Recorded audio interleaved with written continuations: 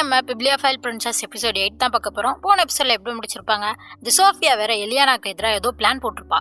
அதுக்கடுத்து இங்கே காட்டுறாங்க, இந்த சோஃபியா பொண்ணு அந்த எலியானாவே எங்கேயோ கூட்டிட்டு போயிட்டு இருக்கா. இதை வந்து ஆனா பொண்ணு பார்த்துடுறா, எங்கே கூட்டு போறா அப்படின்னு சொல்லிட்டு பார்க்குறா. அதே மாதிரி இங்கே காட்டுறாங்க, இந்த சோஃபியா என்ன சொல்றான்னா, அந்த லிலியா நம்ம எலியானோட ஃப்ரெண்ட் இருக்கல்ல, அப்பதான் வந்து அந்த பழைய கேஸ்ல சுத்தி பார்க்கலாம் அப்படின்னு சொல்லிட்டு கூப்பிட்டா. ஏன்னா போன எபிசோட்லயே சொல்லியிருப்பாங்க அங்கே பேய் இருக்குன்னு சொல்லிட்டு.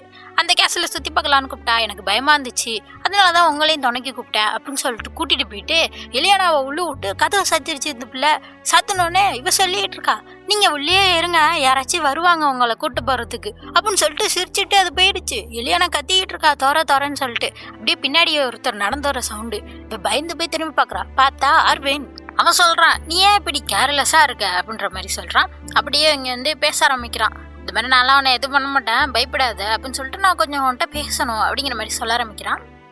அப்படியே 2 பேரும் நடந்து வந்துட்டு இருக்காங்க. இப்படியே நம்ம வந்து வழியை கண்டுபிடிச்சி திருப்பி அந்த இடத்துக்கு போயிடலாம், வந்த இடத்துக்கு அப்படின்ற மாதிரி சொல்லிட்டு நடந்து வந்துட்டு இருக்கப்பயே சொல்லிட்டு இருக்கான். இது மாதிரி வந்து மால்துராங்கிற இடத்துல இருந்து வந்திருக்கான். போன எபிசோட்ல கூட நாட்டில் வந்து பஞ்சம் வந்துடும் இந்த மால்துரா நாட்டில்.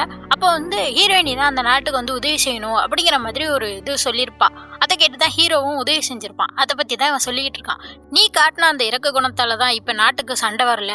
ஏன்னா வந்து மால்துரா எப்போதுமே இந்த நாட்டு மேலே போர் தொடுக்கலான்னு இருக்குமா இவங்களுக்கு. இந்த மால்துரா நாட்டுக்கு பஞ்சம் வரப்ப அதுக்காக போயிட்டு இந்த ஹீரோ நாட்டு மேலே போர் தொடுப்பாங்களாம். அதனாலயே இந்த 2 நாட்டுக்குமே ஆகாம இருந்திருக்கு. ஆனா நீ காட்டின இந்த கருணையால இப்ப எங்க நாடே வந்து சந்தோஷமா இருக்கு. 2 நாட்டுக்கும் போரும் வரல. அதை நினைச்சா எனக்கு ரொம்ப சந்தோஷமா இருக்கு. அதோட நீ வந்து பிரின்ஸுக்கு ஃபியான்ஸாவே இருக்குதுன்னு நினைச்சா எனக்கு இன்னும் சந்தோஷமா இருக்கு. ஏன்னா இனிமே நாட்டுக்கு நல்லது தானே நடக்கும் அப்படிங்கிற மாதிரிலாம் இவன் வந்து சந்தோஷமா பேசிட்டு இருக்கான். அப்படி பேசிட்டு இருக்கப்பே போதும் வேடிக்கை பார்த்தது, 2 பேரும் வெளில வாங்க அப்படின்னு சொல்லிட்டு இவன் கூப்பிடுறான். பார்த்தா அங்க வர்றது ஜீனு, இன்னொருத்தான் கோஜோ மாதிரி ஆனா நிறைய முடி வச்சிருக்கான். அவனும் வெளில வரான். பார்த்துட்டு ஹீரோனி கேட்கிறா, யார் இவன் அப்படின்னு சொல்லிட்டு. பார்த்தா இவன் வந்து நம்ம அரவினோட அசிஸ்டன்ட் தானா. இவன் பாக்குறப்பே ஒரு மாதிரி தனித்துவமா தனியா தெரிவானா, அதனாலதான் நீ வந்து நான் இங்க இருக்க வரைக்கும் மறைஞ்சிடுறான்னு சொல்லியிருந்தேன். பார்த்தா இவனை பார்த்து எல்லாரும் பயந்து போய் சுத்திக்கிட்டு இருக்காங்க அப்படிங்கிற மாதிரி சொல்லிக்கிட்டு இருக்கான். அதுக்கப்புறம் தான் பார்த்தா அங்க 3 கொள்ளைக்காரங்க மாதிரி உள்ள ஓடி வர்றாங்க. வந்துட்டு எங்க அந்த பொண்ணை பிடிங்கடா அப்படிங்கிற மாதிரி சொல்றாங்க. நம்ம அரவினும் அந்த கோஜ மாதிரி இருக்கவனும் தான் சண்டை போட்டுக்கிட்டு இருக்காங்க. இதுல வேற அந்த ஜீன் வந்து நம்ம எலியானாவை தூக்கிட்டு ஓடிடுறான். இங்க வந்துட்டு ஆனா பொண்ணை பிடிச்சி போடுறாங்க இவங்க பட்டுக்கு. அந்த பொண்ணு பின்னாடி வந்துருப்பா போல. என்னடா இங்க 2 பொண்ணு இருக்காங்க, சரி இதுல எது எலியானா சொல்லுங்கடா அப்படிங்கிற மாதிரி கேட்டுட்டு அவன் புக்கை மிதிக்க எலியானாவுக்கு கோவம் வந்துருது. அவ வந்துட்டு எவ்வளவு தைரியம் தான் புக்கை மிதிப்ப, நீ மனுஷ இனத்துக்கே எதிரிடா அப்படிங்கிற மாதிரி சொன்னேனே ஆனாவுக்கு பயம் வந்துருது. இவ பாட்டுக்கு எலியானான்னு சொல்லிட்டு இவளை தூக்கிட்டு போற போறாங்கன்னு சொல்லிட்டு ஆனா சொல்லிடுறா, நான் தான் எலியானா, எதுக்கு இங்க வந்தீங்க, ஏன் இப்படிலாம் பண்றீங்க அப்படின்ற மாதிரி கேட்கிறப்ப அவங்க சொல்லிட்டு இருக்காங்க, மால்துரா நாட்டை சேர்ந்த பிரின்ஸையும் இந்த நாட்டை சேர்ந்த ஃபியான்ஸையும் இங்கேயே நாங்கள் கொண்டு போட்டுருவோம், 2 பேரும் கள்ள தொடர்பில் இருந்தாங்கன்னு சொல்லிட்டு. அதுக்கப்புறம் 2 நாட்டுக்கு இடையில போர்தான், அமைதியே இருக்காது அப்படிங்கிற மாதிரிலாம் இவன் சொல்லிட்டு இருக்கான். இதை கிட்டோன்னே நம்ம ஆர்வினுக்கு கோவம் வந்துருது. ஏன்டா இப்பெல்லாம் பண்ணிட்டு இருக்கீங்க, அந்த நாட்டு மக்களை இன்னும் தப்பாவே புரிஞ்சுக்கிட்டு இருக்கீங்களா அப்படிங்கிற மாதிரிலாம் சொல்றப்ப தாக்கங்கடான்னு சொல்லிட்டு இவங்க தாக்க வரப்ப இவங்க 3 பேரையும் யாரோ வந்து அடிச்சு போட்டுடுறாங்க. யாருன்னு பார்த்தா நம்ம ஹீரோயினி பார்த்துட்டு கேட்குறா, இங்கே என்ன பண்ணுறீங்க அப்படின்னு சொல்லிட்டு. நீ பிரச்சனையில் இருக்கப்ப நான் வராமல் இருப்பேனா அப்படிங்கிற மாதிரி சொல்கிறான். கொஞ்ச நேரம் தான் போயிருந்தேன், அதுக்குள்ளே இவ்வளோ பிரச்சனை அப்படின்னு சொல்லிட்டு இருக்கப்ப அதோட என்ன சொல்கிறான்னா, ஒரு பறவையை என்கிட்ட சொன்னிச்சு இங்கே வந்து புதுசாக ஒரு கெஸ்ட்டு வந்திருக்காங்கன்னு சொல்லிட்டு அப்படிங்கிற மாதிரி ஆர்வினை தான் பார்க்குறான். அங்கிள் அங்கேருந்து வந்து சொல்கிறாரு, அவன் வந்து இது மாதிரி அவங்க இறந்த அம்மாவோட நாட்டை பார்க்கணுன்னு தான் வந்திருக்கான், அவங்க அம்மாவுக்கு பதிலாக அவன் இங்கே வந்திருக்கான் அப்படிங்கிற மாதிரி சொன்னேனே. சரி வாங்க வெளில போகலாம் அப்படின்னு சொல்லிட்டு எல்லாரும் வெளில வந்துடுறாங்க. அங்கே எல்லாருமே வந்து நிற்கிறாங்க. ஹீரோ வந்துட்டாராம் அப்படின்னு சொல்லிட்டு. அதோட லிலியா வந்து ஹீரோயினியை கண்ணத்தை பிடிச்சி கிள்ளிட்டு கேட்டுட்டு இருக்கா, நான் தான் அப்பெல்லாம் சொன்னேன்னே, ஏன் நீங்க இப்படி கேர்ஃபுல்லாவே இருக்க மாட்டீங்க அப்படிங்கிற மாதிரிலாம் கேட்கிறப்ப அப்பதான் ஹீரோ சொல்றான், லிலியா இது மாதிரி யாரோ தான் எலியானாவை உள்ள கூட்டிட்டு வந்து பூட்டி வச்சிருக்காங்க, அதை யாரு பண்ணியிருப்பா அப்படிங்கிற மாதிரி சுத்தி பார்த்துக்கிட்டு இருக்கான். அங்கே பார்த்தா லேடி சோஃபியா அப்படியே பயந்து போய் பார்த்துக்கிட்டு இருக்கா, அது வந்து அப்படின்னு சொல்லிட்டு. அப்பதான் பார்த்தா ஆலன் அங்கேருந்து வரான். இதுக்கும் சோஃபியாவுக்கும் எந்த சம்மந்தமும் இல்லை. அந்த சோஃபியா பொண்ணு இந்த மெய்டு பொண்ணு தான் யூஸ் பண்ணியிருக்கா, அதாவது உள்ள வச்சு போட்டலாம் தான் ஐடியா. உள்ள வந்து அந்த திருடங்களை விட்டது வந்து இந்த மெய்டு தான், வேணுக்குன்னா இப்படி பண்ணியிருக்கா அந்த சோஃபியா பொண்ணை யூஸ் பண்ணி அப்படிங்கிற மாதிரி ஆலன் உண்மையை சொல்லிடுறான். அதுக்கப்புறம் பார்த்தா அந்த சோஃபியா பொண்ணு வந்து அழுக ஆரம்பிச்சிடறா, இப்படி நடந்துருச்சு அப்படின்னு சொல்லிட்டு.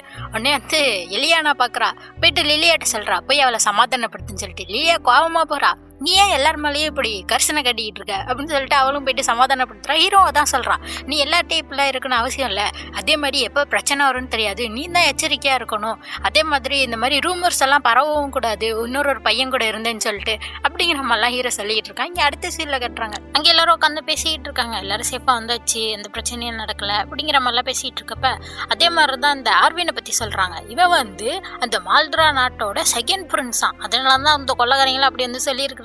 அதுக்கப்புறம் எல்லாரும் கொஞ்சம் நேரம் பேசிட்டு இருக்காங்க. அப்பதான் எலியானா பாக்குறா, இந்த இவர் இருக்காருல்ல, போன எபிசோட்ல கூட எலியானாட்ட வந்து சொல்லியிருப்பாரு, நீங்க புத்தக உலகத்திலே வாழ்றீங்க, போற வந்து நீங்க வேணான்னு சொல்லிட்டீங்கன்னு சொல்லிட்டுலாம் கோவப்பட்டிருப்பாரு. அவர்கிட்ட வந்து எலியானா பேச ஆரம்பிக்கிறா, இது மாதிரி நீங்களும் இந்த மால்ட்ரா நாட்டு மேலே போர் தொடுக்காதீங்க, நீங்களும் வந்து ஃப்ரெண்ட்ஷிப்பையே மேற்கொள்ளுங்க அப்படின்னு சொல்லிட்டு போகிறால என்னென்ன பிரச்சனை நடக்கும் அது மாதிரி எல்லாத்தையுமே சொல்லி புரிய வைக்கிறா. அவரும் புரிஞ்சிக்கிறாரு.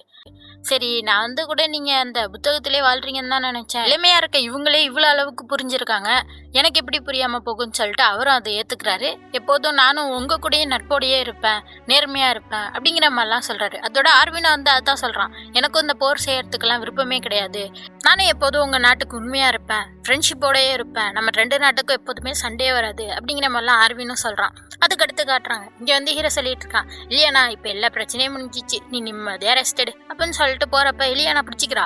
இந்த மாதிரி நான் உங்களை ரொம்ப மிஸ் பண்ணேன் ஃப்ரெண்ட்ஸ் அப்படிங்கிற மாதிரி சொன்னேன்னா இவனும் கட்டி பிடிச்சிட்டு சொல்கிறான், நானும் உன்னை ரொம்ப மிஸ் பண்ணேன் தெரியுமா, பாரு கையிலே தான் ஒரு ரிப்பனை கட்டியிருப்பேன், அதை எப்போதும் உன்னை மிஸ் பண்ணுறப்பெல்லாம் பார்த்துப்பேன் தெரியுமா அப்படிங்கிற மாதிரிலாம் சொல்கிறான்.